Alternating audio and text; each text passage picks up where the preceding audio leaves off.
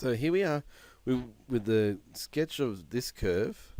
So you can see that it turns at x is equal to 1 and x is equal to, x is equal to x1 and x is equal to x2. So it turns there. That's when we must put it through the axis. So I know they're my critical points to start off with, because that's where it turns. When my curve's rising, I know I've got a positive gradient.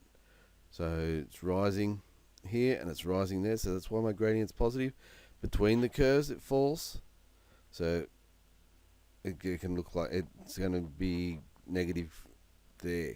So your curve can really look anything at all as like anything, as long as it has these characteristics.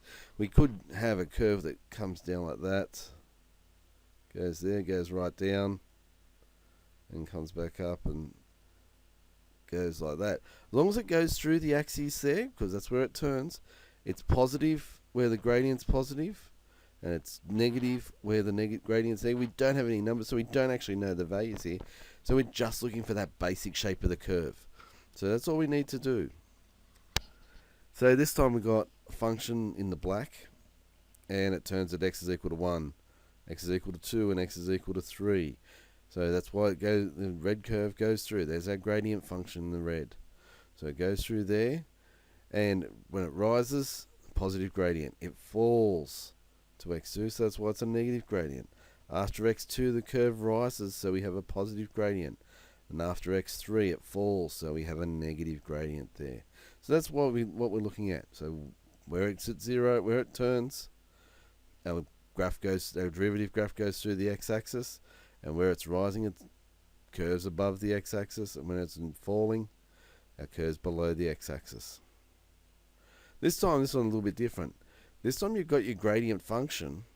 What could a possible function be? Well, again, we've got it going to be turning at x is equal to 1, x is equal to x1, x is equal to x2. So we've got a positive gradient between the 2 points, and it's a negative gradient either side of the 2 points. So the curve must fall, and then rise, and then fall again. So there's our curve falling, stopping, rising, stopping, and falling again. So it could look anything like that shape, as long as we can see it turning in line with x1 and x2. The curve falls to that point there, it rises between the 2 points, and then it falls again. And this curve could have been anywhere along the axis. Doesn't have to be centered around here. It could have been up here and looking like that, or it could have been down here. It could have been down here, not a problem. And that sort of shape, that way. Could be anywhere around the curve.